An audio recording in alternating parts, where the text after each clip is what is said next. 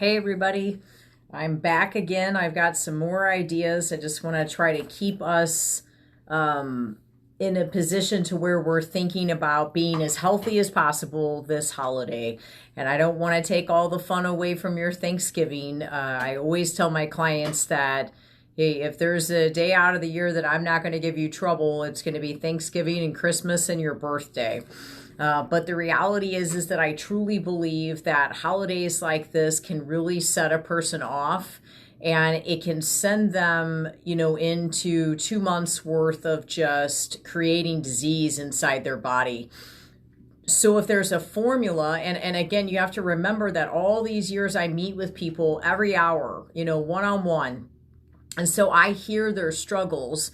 I hear what a day like Thanksgiving can do to their life, and how it can really put them into a place of just complete depression, extreme anxiety, major symptoms within their body, autoimmune conditions being worsened, just a series of different issues that can come from having one day of just all of these free-for-all items.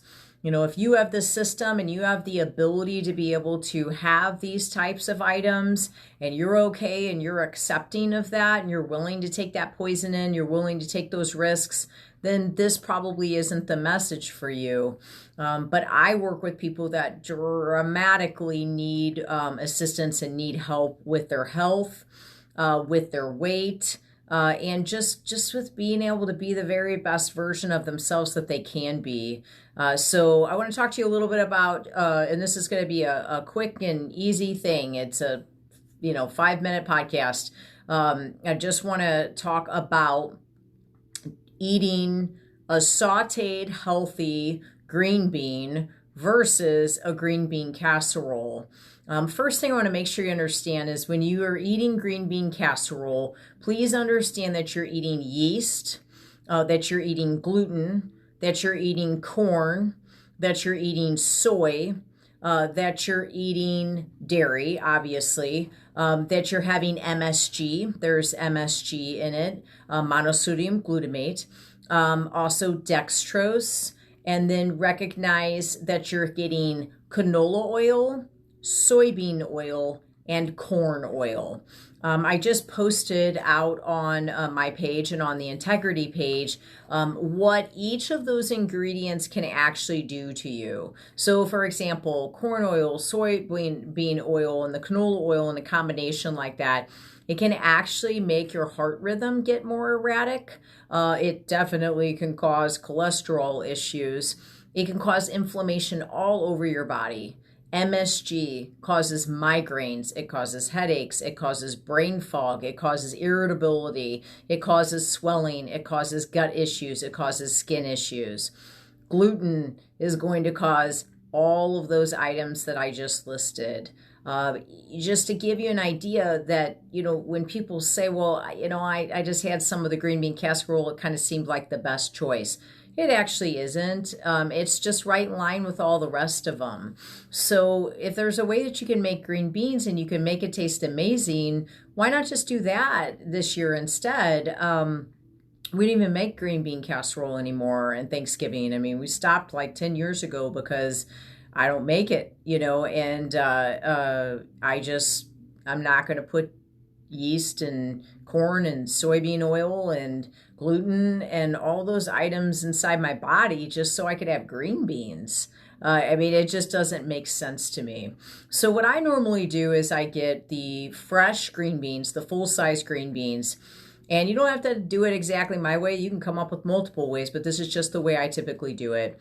I get 2 skillets out. I get my iron skillet, my big iron skillet, and I put olive oil. I like the taste of olive oil, so I don't cook on a high heat temp. I'm always under medium because I'm cooking with olive oil. You could also use avocado oil, though, if you wanted to increase the heat temp on this. So I drizzle my olive oil over my skillet. I take those 2 bags of green beans and I put those in there. Then I've got another skillet on the other side, and in that skillet I'm going to get an entire box of mushrooms. And what I do is I take the whole mushroom and I divide it either in half or in a quarter. I want thick, sort of hearty home style mushrooms for this. So I'm going to put my olive oil in the other skillet and I'm going to get those mushrooms cooking down.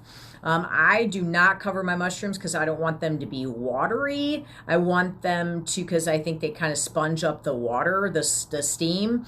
I want them to be browned really well, almost caramelized, okay? Sometimes I'll put a little bit of bone broth in with them just to add a little bit more flavor. Now, those two I'm going to get cooking. I'm going to get those green beans moving a lot because I want them to sort of brown on at least one side. I'm going to pull a sheet cake pan out. I like to go to Whole Foods or Deerbergs and I get the little bitty squares of onion. They're in containers about like this size. I get 2 of those containers. I line my sheet cake pan with parchment paper.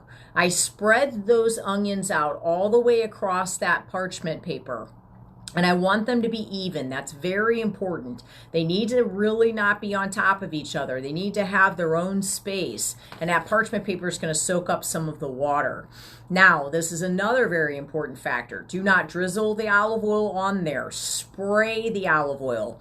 Either buy an olive oil spray. Do not buy Pam. Buy one that you can read the ingredients and the only thing it says is olive oil. No soy, no nothing, just olive oil.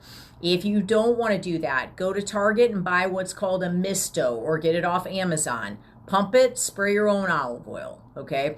So spray it, don't drizzle it because the drizzling is going to make it heavy and they're not going to dry out and get crispy the way we want them to, okay? So ultimately what we're going to do is throw that in a 300 to 325 degree oven because I'm using olive oil. If you want to use avocado oil, you can use a higher heat temp. I use my convection, so now there's like a fan blowing, so that kind of makes it a little bit crispier. And then I just forget about those. I look at them in about 30 minutes, and sometimes I'll even go 45 minutes, and they're just crispy and crunchy, and then I just let them cool. So meanwhile, my green beans are done. My mushrooms are done. I get all of that combined, and then I add salt and pepper. If you like the taste of garlic, and this garlic is in my recipe, but if you like the taste of garlic, as you're about 5 minutes before being finished with those mushrooms, throw the garlic in and start sauteing that garlic. You don't want to overcook garlic because it just doesn't end up tasting as good. But start sauteing that garlic in with your mushrooms, then pull all that on top of those green beans.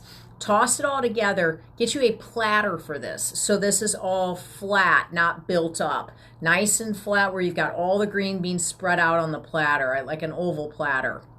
And then take your onions that have dried, and you can even pat them a little bit if you want to with a paper towel. And then just take them and just spread them all over the top of those green beans.